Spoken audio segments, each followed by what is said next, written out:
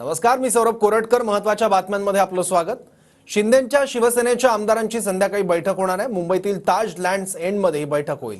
काही आमदार बैठकीसाठी दाखल झाले आहेत. ग्रामीण भागातील आमदार मुंबईकडे रवाना झाले आहेत. शिंदेंच्या शिवसेनेच्या आमदारांच्या बैठकीत गटनेता निवडला जाणार आहे.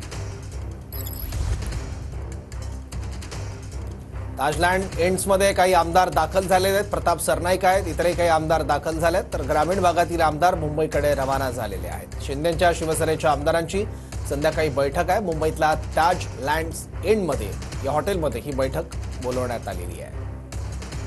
यामध्ये मुख्यमंत्री एकनाथ शिंदे हे मार्गदर्शन देखील करतील शिवसेनेच्या सर्व आमदारांना. एकनाथ शिंदे काही वेळात तिथे पोहोचतील. ग्रामीण भागातील आमदारही मुंबईकडे रवाना झाले आहेत. बघा, ज्या लोकांनी त्यांना साथ दिली तशीच साथ आमच्या मुख्यमंत्र्यांनी आम्हाला दिलेली आहे. म्हणजे जे आमदार आलेले आहेत त्यांना मी एकालाही पडू देणार नाही आणि 200 आमदार निवडून आले असं स्टेटमेंट त्यांचं कायम राहत होतं. आणि आज तुम्ही बघा, जे आम्ही ज्यांनी उठावामध्ये त्यांना मदत केली ते सगळेचे सगळे निवडून आले. 2-4 जण अपवाद सोडला. हा जसा निकाल आला तसा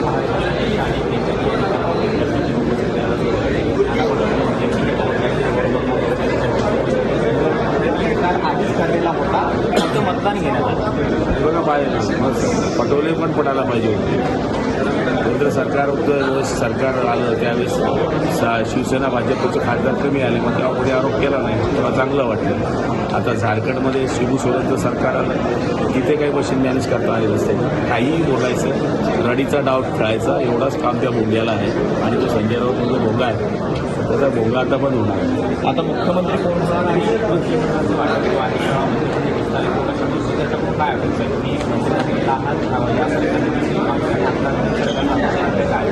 बघा, आमचे सगळे अधिकारी आम्ही पहिलेच बोललो की मुख्यमंत्र्यांना आहे, किती निर्णय घेतील ते सगळ्यांना मान्य. त्यासोबत कृष्णा असणार वाटतं टी नाही मराठी. गेल्या 2-2.5 वर्षामध्ये महाराष्ट्राचे लोकप्रिय मुख्यमंत्री यांनी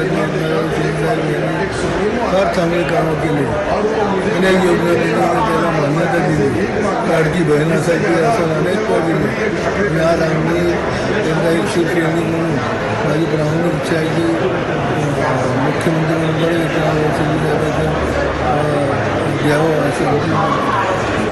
शिवसेनेचा नेता म्हणून तो 100% मला खात्रीच आहे आणि झालंच पाहिजे. माननीय मुख्यमंत्री एकनाथ शिंदे झाले पाहिजे ही भावना आहे. बाकी काय विचित्र कसं म्हणता येईल, चांगला लागला ना. कामाचा विजय, हा विकास कामाचा विजय. जी 2.5 वर्ष आपल्यावरती वारंवार टीका होत होती, गद्दार म्हटलं जात होतं, खोके म्हटलं जात होतं, त्याला आता कसं उत्तर देणार आपण?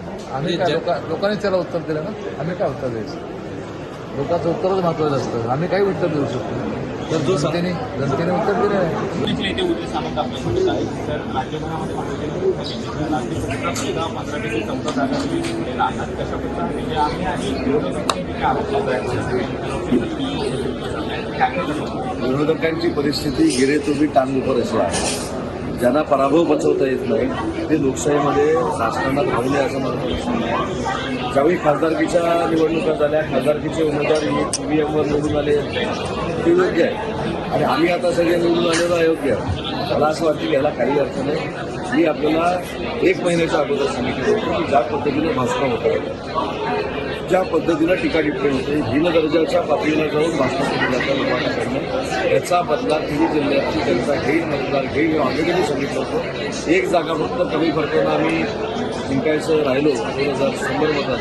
पण 15पैकी 14 जागा आम्ही तिन्ही जिल्ह्यात जिंकलेलो आहोत. त्याच्यामध्ये मी आहे, माझे मोठे बंधू आहेत, निलेश राणे आहेत, नितेश राणे आहेत, दीपक केसरकर आहेत, आमचे शेखर निकम आहे, तिकडे योगेश कदम आहे आणि 7ही आमदार रायगडचे आहेत. तर मला असं वाटतं की आम्ही रिझल्ट अतिशय चांगल्या पद्धतीनं महायुतीनं दिलेला आहे.